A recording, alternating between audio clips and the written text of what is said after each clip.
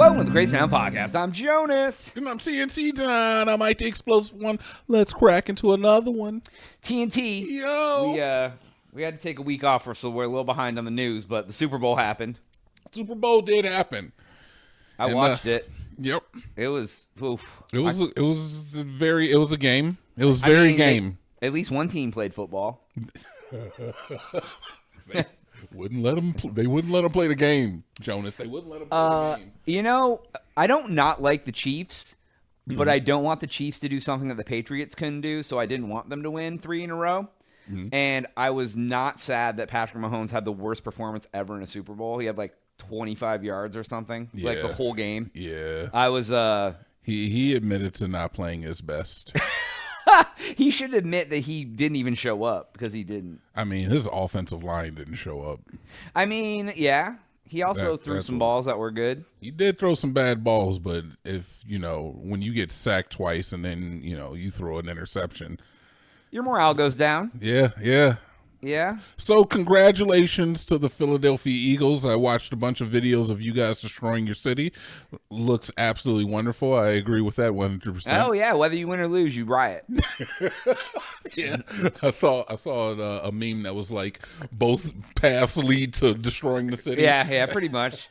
Cops are ready for destruction whether they lose or win the Super Bowl. Yeah. I hate the Eagles, so the fact that I was rooting for them hurt my soul to the core. Really? And then when they were up by a lot, I was like, I don't care anymore. Yeah. I mean, I'm not a big fan of Philadelphia. I don't know, but good for them. I went there once in junior high.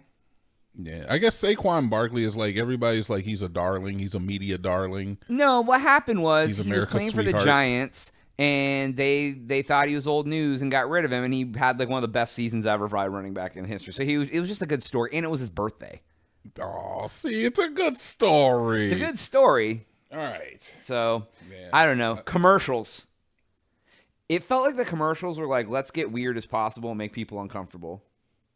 Like they had that one with a guy with like his tongue and he's just like on the couch, remember? Nope. Because I looked over, he was like, what if we were sitting in the living room, you looked over and I was doing that with my tongue and you're like, I would not like it. I'm going to tell you right now, man, only commercial I remember is Seal turned into a seal. And that was kind of weird too. That was kind of weird too. I liked that. That was kind of weird too. When I was a kid, I hoped he would be a seal, but he wasn't. Yes, I remember. We didn't see the. I hate to bring it up, like at this point, we're not going to talk about it for a long time, but we didn't see the Kanye West commercial. Oh no, I didn't even pay attention. He didn't even have one. He did have one, but it was only in certain markets.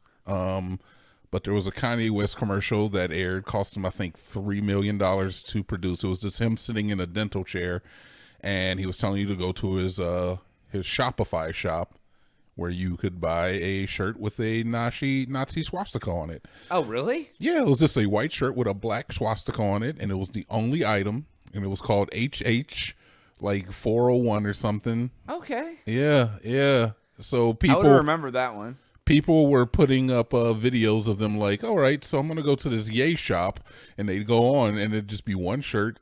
It was $40. It was a T-shirt, and it just had a swastika. Oh, that's Did not take long for Shopify to take that down. I would assume so. And it's kind of crazy because it makes you think, like, how do some of these commercials get vetted for the internet? Because that's... money.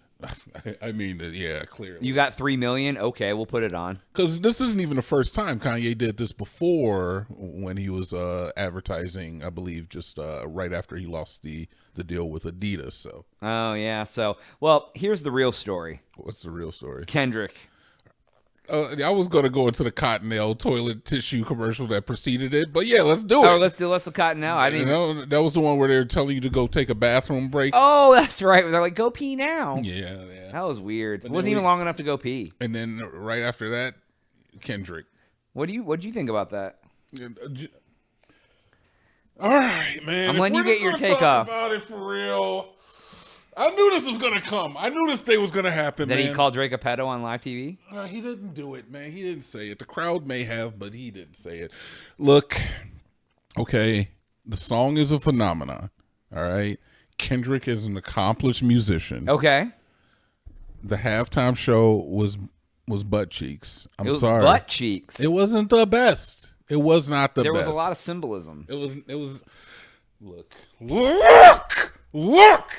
I'm not gonna sit up here like a Kendrick stan, sitting up here looking at this whole performance like it's a goddamn Sudoku puzzle. All right, we're not gonna sit up here like Kendrick sent us on like this epic journey, this scavenger hunt ass. Like, oh, can you pick out all of the pieces of symbols that I put in here? There's 16 stars on Samuel Jackson's lapel. That's for the 16 friends, and every is a star. I'm not hearing that. All right, I'm not trying to hear this. It was not that deep. I don't think that Kendrick sat up there with his abacus, a notebook, and the abacus, the Magna Carta, trying to figure out how can I symbolize everything. Oh, it's Bloods and Crips and the stars and the get out of here. I mean, there was definitely some symbolism. There was some symbolism. I'm not gonna say is that he does it all. Oh no, like somebody produced that ish. Yeah, they're like, get up here and sing. Much like all of the music that he was releasing during the day Drake diss was already preconceived.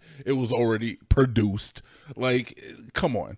I get it. And not to say that it didn't go the other way, but it was like, if I call you out on a beef and then all of a sudden you dropping a whole bunch of produced music, like sure, you're a millionaire, you can get shit done quick, but it's a little insane. It feels like you had the clip loaded up, like you were just doing some training missions, and then all of a sudden it turned into a full blown out war where you're trying to take Ukraine. You know what I'm saying? Wow. I'm just saying, it's like it felt a little staged to a certain extent. What do you think about his outfit? What are you People were talking about his outfit. They looked like he was like in high school in 1999, wearing some Jinkos. He was wearing flared jeans. I don't know, brother. I didn't really care about his outfit.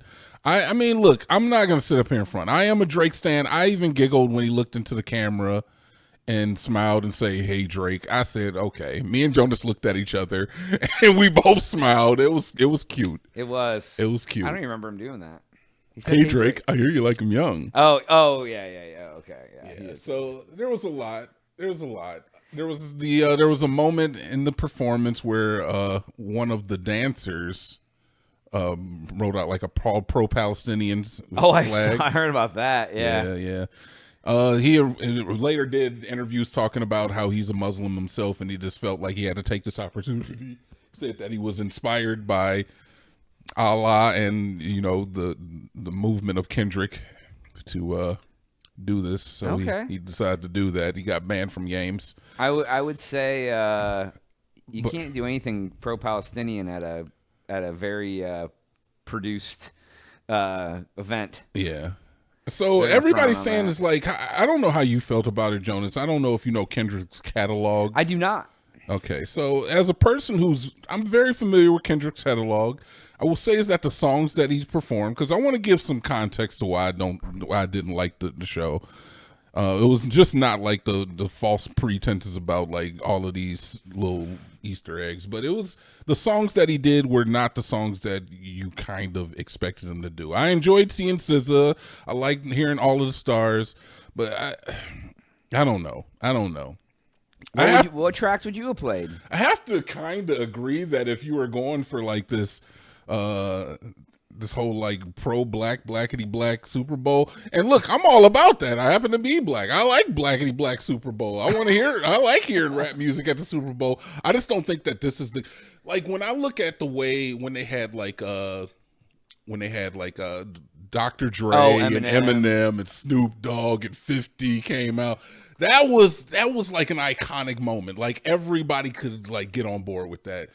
Kendrick didn't really fulfill that for me. Now I understand that people are saying it's like the most watched Super Bowl halftime performance ever, but they've been breaking everyone just wanted to see if he was going to call Drake a pedo on live TV. I mean, essentially.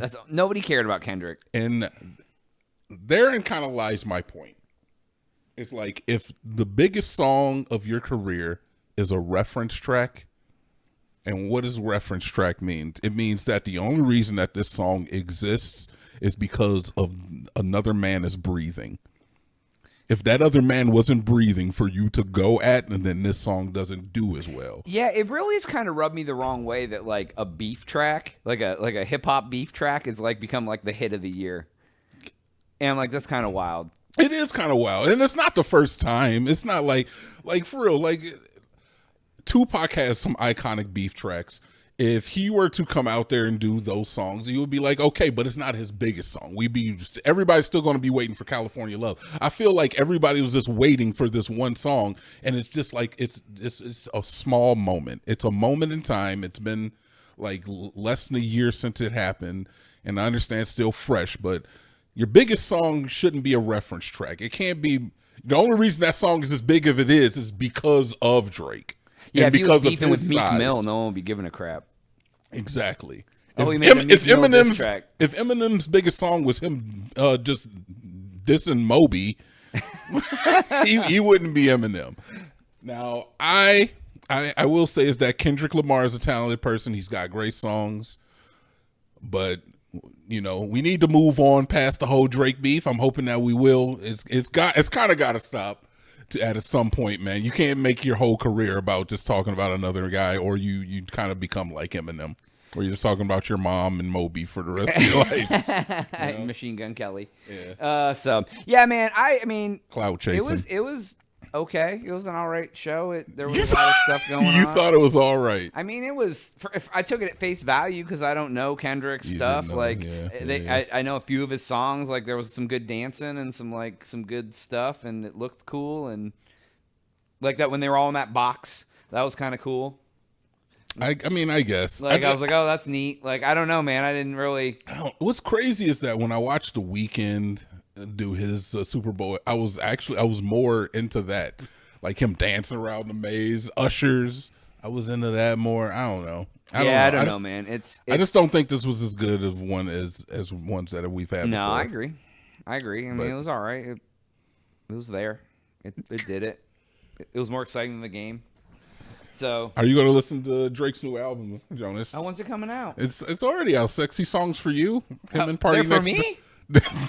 Yes, they're for you. There's one song on there that I think you'll really like, though. Oh, yeah? Yeah, I meant to tell you about it, but I forgot what it was. Look it up. Sexy Songs for Me, huh? Sexy Songs for You. It's all R&B stuff, though, so I don't know if you like it. It's that version of Drake? Yeah, it's that. It's okay. Sexy Songs. Does that sound like a rap album? Like I mean, he has 3 types of songs. He does. He does. Yeah. Okay. Well, anyways, that's all the time we have for today's episode. Please go to the crazytime.com and subscribe for Jonas. TNT. Yeah.